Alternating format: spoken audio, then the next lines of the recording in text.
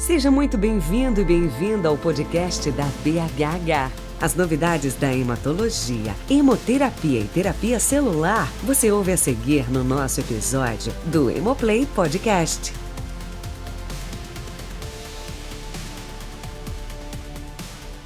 Oi, pessoal. Eu sou Evandro Fagundes, hematologista de Belo Horizonte.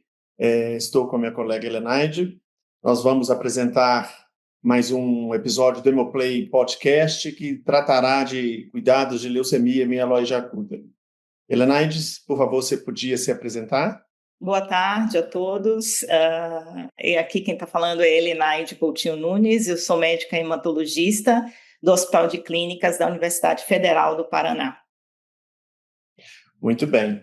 Então, Ellen, já estou até íntimo assim, né? Chamando você de Ellen. Mas do tempo que nós nos conhecemos. Exatamente. Já que isso é um formato de podcast, cabe um pouco de informalidade também.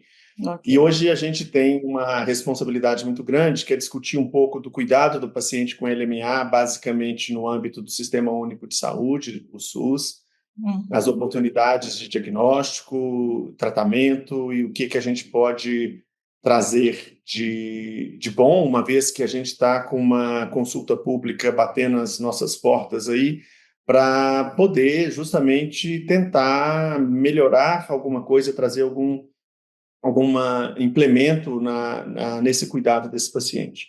Então, Ellen, você que é uma exímia médica em Curitiba, trabalha no Hospital de Clínicas de Curitiba, que é um dos postos de excelência em hematologia, em transplante no país, um berço do transplante de medula óssea no Brasil, e certamente, então, lida com muitos pacientes com LMA e no contexto do SUS.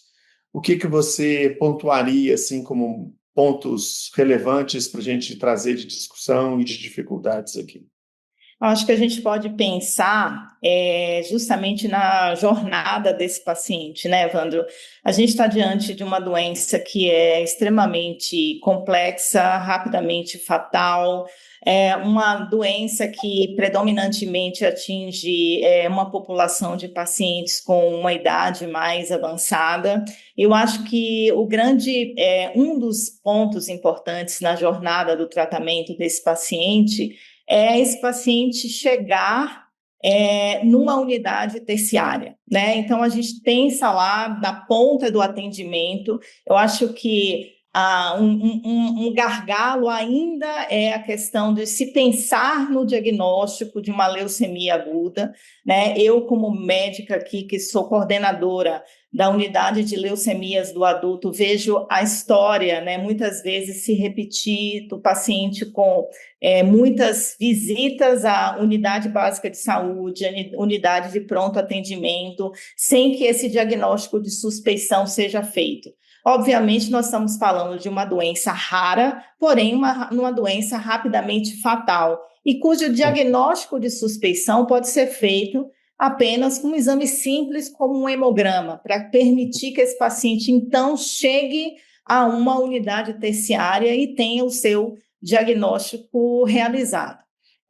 Um outro aspecto que a gente não pode esquecer é a infraestrutura que a unidade, que a instituição tem que ter para receber esse paciente, né? Então, assim, aqui no Hospital de Clínicas, eu entendo que estou num ambiente muito favorável, como você mesmo colocou, porque a gente tem uma infraestrutura montada para cuidar desse paciente. Mas, infelizmente, não é o que se repete na grande maioria dos centros no nosso país, né? Não raro esses pacientes são tratados em enfermaria, né, de clínica médica geral, então é um paciente que demanda uma assistência diferenciada, mas que em muitos lugares não dispomos, né, dessa infraestrutura para acolher, para tratar o paciente. Um outro aspecto que também é muito importante são os exames diagnósticos, né? Porque hoje, quando a gente fala em leucemia mieloide aguda, a gente está falando de uma gama ampla de doenças, tamanha a heterogeneidade dessa doença. Então, a gente tem que pensar no centro que está recebendo esse paciente tem acesso a imunofenotipagem, a cariótipo. Um outro aspecto são os exames moleculares, que hoje é assim, a gente vê pelas últimas classificações a importância da citogenética aliado à avaliação molecular, não só para a gente pensar em alvos terapêuticos, mas também na estratificação de risco, no prognóstico desse paciente, né? É uma coisa que muitas vezes a gente pode falar de tratamentos inovadores, mas assim, é muito importante, além de dar o suporte, é saber se esse paciente, por exemplo, é elegível a um transplante de medula óssea em primeira remissão completa, né? Porque a gente tem um segundo gargalo na jornada desse paciente, que é identificar a indicação e esse paciente efetivamente chegar num centro de transplante. Então, eu diria assim, é uma jornada dura, né? É uma jornada complexa, em que a gente tem que estar dando assistência o tempo todo a esses pacientes, mas pensar sempre numa estratégia de tratamento para ele. Sim, concordo em gênero, número e grau com esses pontos que você colocou, e eu fiquei ouvindo você falando e pensando aqui que uma das coisas que eu costumo dizer é que falta um pouco de holofote para a leucemia aguda. E por que eu falo holofote? Claro, eu sei que tem fevereiro laranja, que é o mês da conscientização da leucemia aguda, mas leucemia aguda não é uma doença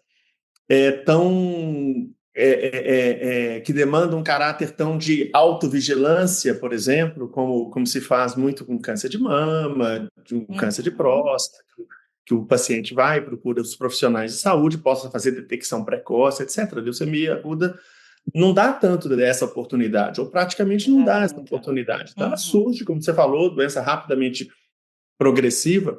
E quando eu falo de holofote, porque olha que coisa curiosa, né? Nós temos aqui, se você olhar a mídia, quando tem alguma pessoa de renome, famosa na sociedade, etc., que tem essa doença e ela é tratada, isso sempre da mídia, então chama-se atenção para aquele ponto ali. Aparece personagem em novela de televisão com leucemia aguda, então tem esse caráter assim. E na prática, a grande maioria da população assistida no país, que é atendida no nosso Sistema Único de Saúde, e que nem sempre, por exemplo, tem o privilégio de estar sendo tratado num hospital universitário, como o Hospital de Clínicas de Curitiba e outros hospitais semelhantes no Brasil, mas boa parte dessas pessoas não são tratadas assim. Consequentemente, isso traz um problema muito, muito, muito grave, que é a questão da padronização do tratamento dentro desses hospitais, a capacidade desses hospitais, como você mesmo falou, fazer o diagnóstico, fazer subclassificações corretas, ofertar o melhor tratamento de suporte possível. E, como um outro ponto, também que você mencionou, é que a idade mediana de diagnóstico desses pacientes é mais alta. Então, muitos pacientes já são acima de 65, 70 anos de idade, e são justamente esses pacientes os mais frágeis para serem tratados, né? Então, o tratamento de quimioterapia padrão que é ofertado no paciente jovem não pode ser ofertado nessa população, porque esses pacientes, por si só, já têm dificuldades. Mas, veja, olha que interessante. Teve uma publicação recente numa das revistas filiadas à Blood, da Sociedade Americana de Hematologia, uma publicação de 4 hospitais nacionais que participaram desse estudo. Então, uma publicação de um médico brasileiro, e que mostra uma mortalidade excessivamente alta para pacientes acima de 65 anos de idade em tratamento de leucemia mieloide aguda. Hoje, aliás, ontem, saiu um comentário, uma comentário sobre esses resultados, escrito por um médico libanês, então um país também de baixo poder econômico, não é alto poder econômico, é baixo poder econômico igual o Brasil é, e comentando que, uma vez que a gente pensa que às vezes eu vou fazer um tratamento padrão com quimioterapia padrão, eu posso estar objetivando curar, mas eventualmente, dependendo da estrutura hospitalar que eu tiver, dependendo do contexto do paciente, eu estou aplicando um tratamento que é risco de vida, acelera Com o problema certeza. do risco de vida. E aí, a gente pode dizer claramente, então, que a gente tem uma necessidade no Sistema Único de Saúde não atendida para essa população. E eu queria que você comentasse, então, assim, o que você vê de alternativa? Como eu falei, mencionei na abertura desse podcast, a gente está em vias de ter uma consulta pública batendo as nossas portas para que a gente possa tentar Uhum. trazer algum benefício para essa população de pessoas, de pacientes. Como é que você enxerga isso no contexto dessa consulta pública, no contexto dessas alternativas e no contexto que você vive aí no Paraná? É realmente assim, trazendo para o contexto que hoje eu vivo e que é a realidade brasileira, né? Então, assim, primeiro esse paciente ele chega numa condição, muitas vezes clínica, que muitas vezes a gente se pergunta, né? Esse paciente, ele já tinha uma performance baixa e a leucemia mieloide aguda veio como apenas a cereja do bolo, ou é um paciente que tinha até então funcionalidade, ele perde a funcionalidade pela doença. Então, assim, é uma coisa que aqui, por exemplo, a gente prefere entender o jeitão da doença, né? Então, assim, primeiro, o suporte clínico é essencial para esse paciente, né? Então, é entender, é tratar as infecções, tentar equilibrar as comorbidades e ver, depois de tudo isso, o que é que sobra, né? A gente, muitas vezes, sobretudo naquele paciente que é borderline, a gente vive essa dificuldade de decidir, porque muitas vezes eu acho que a gente puxa para fazer, digamos, uma quimioterapia intensiva, porque a gente não tem outra ferramenta para poder oferecer para esse paciente. Por outro lado, e aí a gente corre atrás para ver, vai recuperar performance, será que deve ou não ser oferecido um transplante alogênico para esse paciente? Por outro lado, a gente tem aqueles pacientes que claramente não suportariam, não tolerariam uma quimioterapia intensiva, depois de toda a análise que fizemos, e que é guiada não só por idade, a gente tem que lembrar disso, né? Uhum. Idade é um indicador muito importante, sim, mas não é o único. Todos os guidelines que já colocam isso, né? Que para orientar a nossa decisão, outras coisas devem ser levadas em consideração, análise, avaliação geriátrica, enfim. Mas a gente vive uma angústia muito grande, porque assim, se eu não posso fazer quimioterapia intensiva nesse paciente, o que é que me resta fazer?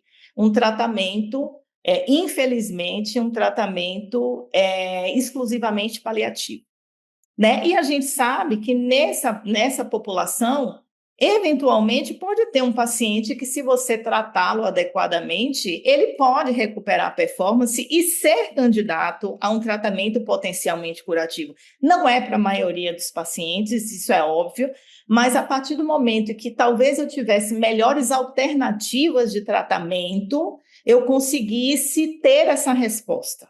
Mas, infelizmente, dentro do Sistema Único de Saúde, se eu não vou fazer quimioterapia intensiva, eu fatalmente estarei condenando esse paciente a um tratamento paliativo exclusivo, porque as alternativas, ou a alternativa que a gente tem, é apenas usar medicamento para controle de doença, nem ao menos objetivando colocar o paciente em remissão, né? Uhum. E dentro desse contexto, aí a gente sabe que essa alternativa impacta negativamente na qualidade de vida dos pacientes.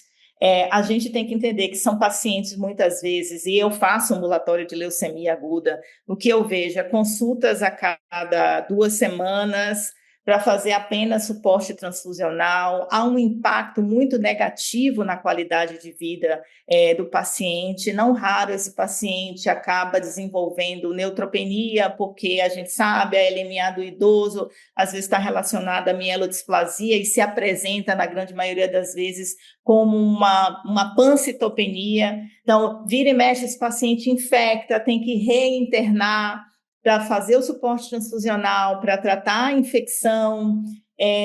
Então, assim, o que a gente vê, e do outro lado, eu também tenho uma experiência do mercado privado, né, porque atendo no outro... Exatamente.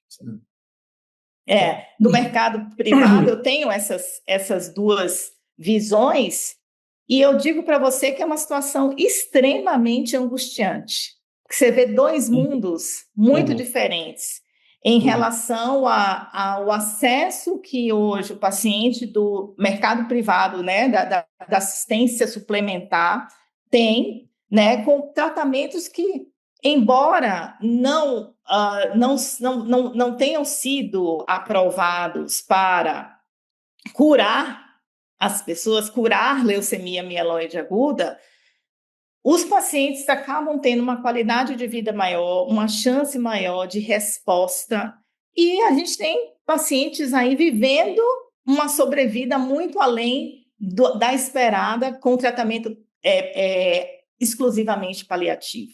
Então, eu confesso para você que muitas vezes eu vivo essa situação meio numa, digamos assim, essa dicotomia me gera uma angústia muito grande.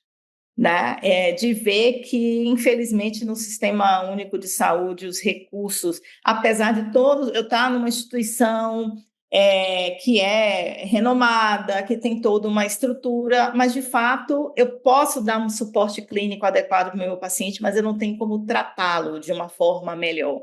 Eu não tenho como oferecer a esse paciente os recursos totais em termos de terapia. Né? E do outro lado, eu vejo uma população que tem acesso a exame, a recurso terapêutico que permite esse paciente viver mais e com mais qualidade.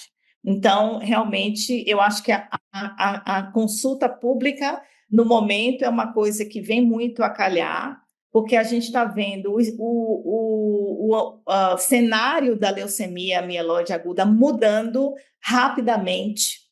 Né? Eu acho que com o recurso, eu costumo dizer que com o recurso que nós temos hoje, em alguns cenários a gente consegue transformar a leucemia mieloide aguda numa doença quase crônica, em que a gente consegue manejar, ganhar tempo para manejar melhor e oferecer uma qualidade de vida melhor para o paciente, né? Fazer esse paciente viver mais e com qualidade.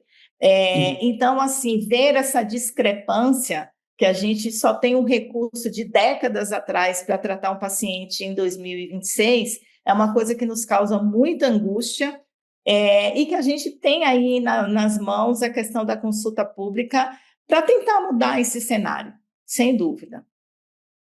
Eu fico imaginando, com alguma razão, não sei se esse é um ponto talvez delicado de comentar, mas eu fico imaginando que, do ponto de vista de custo-efetividade, uma das preocupações para quem está arcando com o custo, né,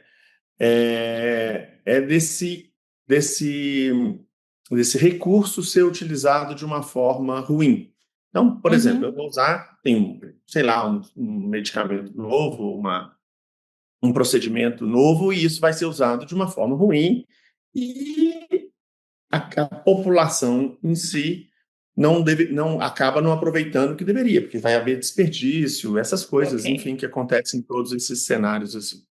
Você consegue pensar nisso numa forma de como novas tecnologias em termos de tratamento podem impactar favoravelmente, em que sentido que ela pode impactar favoravelmente ao paciente que está sendo tratado no Sistema Único de Saúde? Você falou, só desculpa, antes de você começar, você falou assim, obviamente não serão para todos que vão ter o benefício esperado. Claro, e é assim que a medicina é. Quem dera se a gente pudesse ter um tratamento que curasse 100%, tratasse 100%, não é isso. Você consegue trazer uma ideia de como, na sua ideia, na sua fantasia, a tecnologia nova poderia trazer de benefício ao paciente?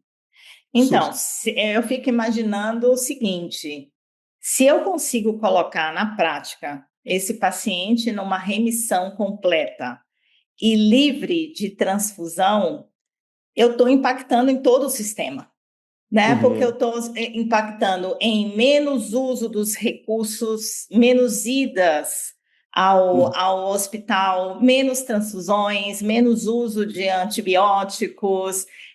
Então, assim, eu vejo que no quesito farmacoeconomia, eu acho que o grande ponto aqui é conseguir colocar esse paciente numa remissão, né? E deixar esse paciente livre de transfusão, deixar esse paciente com um hemograma adequado, que permita o paciente viver fora do hospital.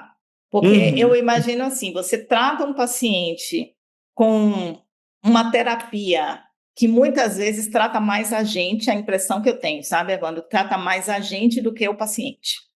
Porque, assim, você diz que está tratando o paciente, mas que qualidade de vida que você está oferecendo ao seu paciente, se ele tem que vir toda semana fazer transfusão, se a cada 2 semanas ele está infectando e tendo que internar para fazer antibiótico terapia parenteral. E quando você vai somar o custo disso tudo, né? Talvez um estudo de farmacoeconomia nos mostrasse assim, olha, o dado mais importante é você colocar esse paciente em remissão e você vai impactar em toda a cadeia, né? Porque assim, se eu comparo, por exemplo, hoje com o paciente que eu trato no meu consultório, né, com essas novas terapias, é um paciente que vai muito bem.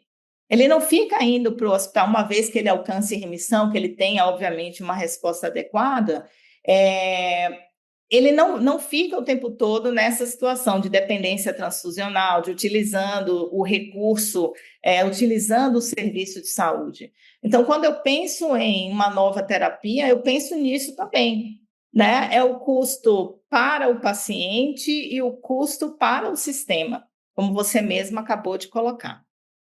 E é interessante, né? Só lembrando aqui, no nosso, vamos dizer assim, roteiro provisório de discussão, e eu confesso que eu não segui muito esse roteiro, mas eu estou dando uma olhada nesse roteiro agora, nos informa que o Ministério da Saúde já reconhece que a LMA é uma prioridade no cenário de oncologia. Tá, faz sentido. Você é hematologista, trata leucemia, eu sou hematologista, trato leucemia, para nós está absolutamente claro nisso. Mas é interessante a gente pensar que leucemia, em geral, e leucemia aguda em particular, está longe, absolutamente longe de ser das doenças mais prevalentes. Ela, é claro, ela é muito importante naquele hospital que é referência. Aquele hospital vai receber e ver muitos casos. Mas na população geral, ela está longe de ser uma doença tão prevalente como neoplasia de mama, próstata, pulmão, tumores gastrointestinais.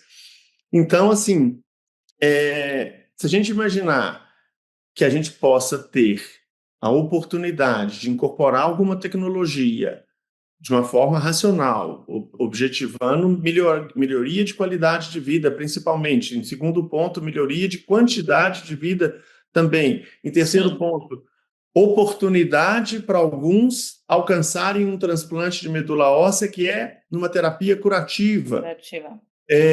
E também, ao mesmo tempo, não ser uma doença tão prevalente, a gente não dá para imaginar que essa relação de custo-efetividade seja tão ruim.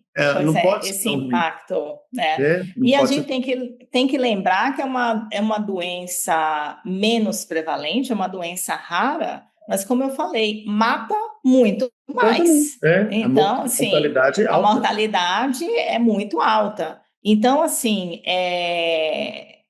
e outra coisa, outro aspecto, né, Evandro, que pelos próprios dados aí demográficos que a gente tem, na verdade, a gente vai ter uma tendência maior de ter mais casos, né? Se a gente imaginar que é uma doença prevalente numa população de maior idade, com o envelhecimento da nossa população, a gente vai começar a ver, então, em geral, né? os oncológicos em geral. Então, assim, é uma coisa que todos nós, enquanto sociedade, temos que estar preparados para isso e pensar justamente em melhorar o tratamento, né? Porque você vai ver um número maior de pessoas com o diagnóstico e o recurso para tratar sendo o mesmo, né? Até uma excrescência isso. Então, a gente tem que pensar mesmo na incorporação de tratamentos melhores, né? E objetivando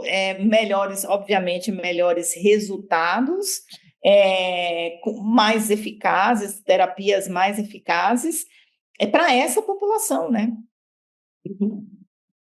Muito bem, eu acho que a gente está chegando no fim. A última coisa que eu ia te pedir é você fazer uma chamada para os colegas médicos e população em geral participarem dessa consulta Então, pública. a gente tem que chamar a atenção aí para a consulta pública, né, da incorporação de inibidor BCL2 associada a hipometilante para o tratamento dos pacientes com leucemia mieloide aguda. Eu acho que é um momento muito importante, crítica a participação de todos, principalmente dos hematologistas que tratam leucemia aguda. Eu acho que é a oportunidade que nós temos de brigar por mudanças, né? Então, assim, na verdade, dentro da hematologia, a gente tem a incorporação de novas tecnologias para várias doenças diferentes. E, como você acabou de falar, né, nós discutimos agora, é uma doença rara, né?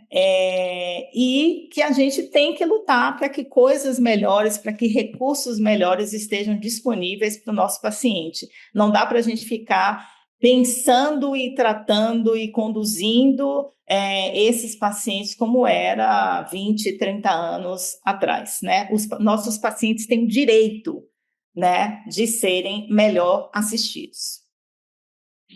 E só complementando aqui, eu acho que todos podem saber, mas não custa avisar novamente, que essas consultas públicas são mais simples do que parecem. Não é necessário que nós, médicos hematologistas, coloquemos na consulta pública um número infinito de evidências técnico-científicas, porque isso já foi analisado nos meios competentes. Então, quem está propondo a consulta pública, que é a Conitec, que é super séria, é uma instituição super séria do Ministério da Saúde, com análises super bem feitas, eles já analisaram as evidências. Então, nós temos que a consulta pública é a oportunidade de falar, de repente, de experiência pessoal, impressão pessoal, de certa forma, como nós discutimos aqui e você colocou as suas. Bem, acho que com isso a gente encerra esse episódio do Hemoplay e vamos em frente.